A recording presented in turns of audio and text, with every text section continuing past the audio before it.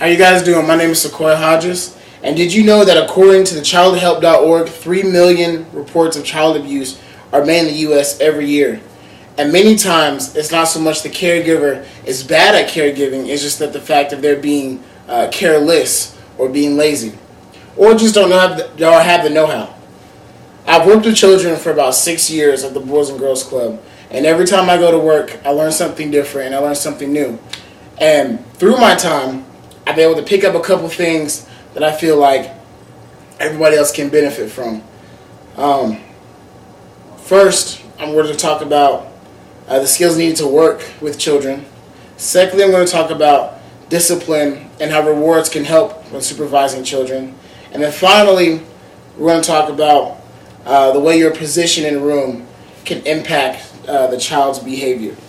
So, first, I'm going to explain the skills that are needed working with children. And the first thing that you need working with children is going to be patience. To represent patience, I have here this watch. You need to have patience and be able to keep your cool and take your time when dealing with children. Now, according to the article, preschoolers and teens learn from each other. They give teens an opportunity to work with preschoolers, and the first thing that these students came across and noticed that the first thing they need is patience. A junior, Nicole Zuko, said from the beginning of the year, the first thing they learned was patience. When they walked in the room and interacted with those children, they noticed that they needed to be able to acclimate to them and take their time, so that way they can help them better. The next thing is, you want to understand this. Sometimes kids don't understand as fast as adults do. So sometimes when kids don't understand as fast, it takes a little bit longer for them to comprehend.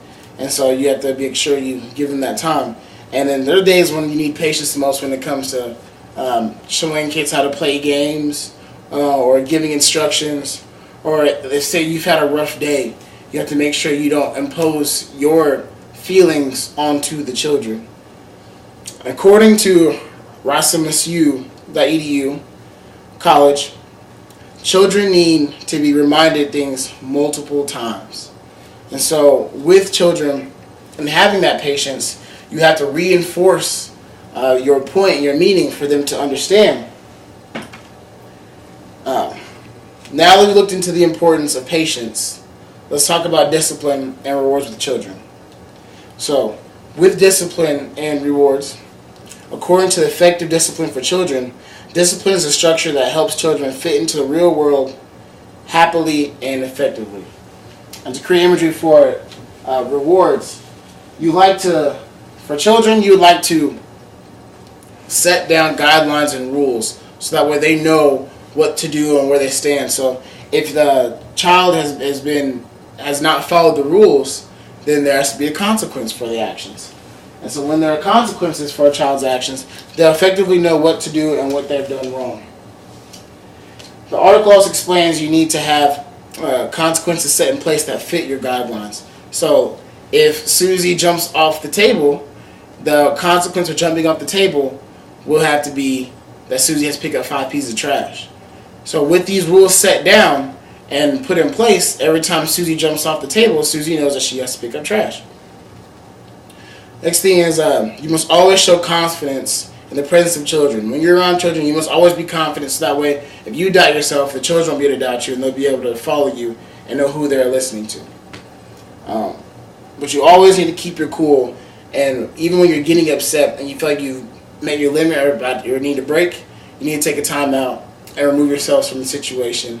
Get the kids settled and taken care of, and move out of the situation. So that way you're able to keep your composure, so that way you do not impose that onto the children. Because if you do that onto the children, it's possible you can create a disconnect with the children, and they won't be able to listen to you effectively like they were before.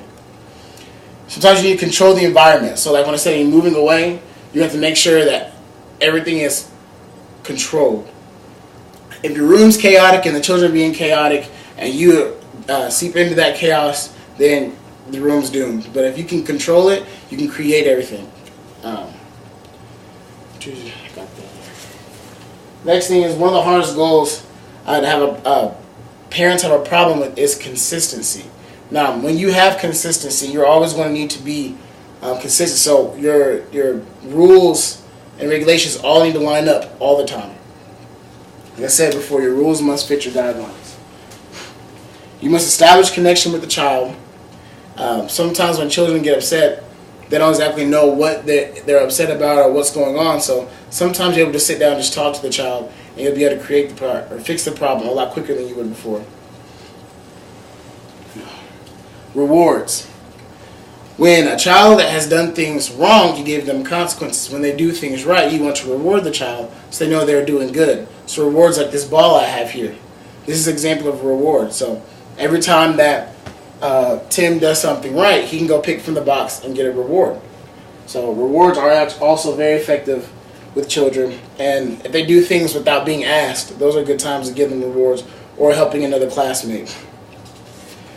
Make sure you use positive rote reinforcement as well, so that way children know that they're doing things right, like telling them good job or having positive calls home, talking to your parents, or a point system works as well. The next thing we're going to talk about is placement and how that affects the child.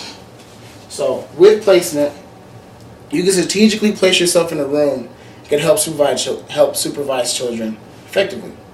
According to the licensing manual for early childhood and care, if you're supervising more than one child, depending on age, you must maintain an adult-to-child ratio.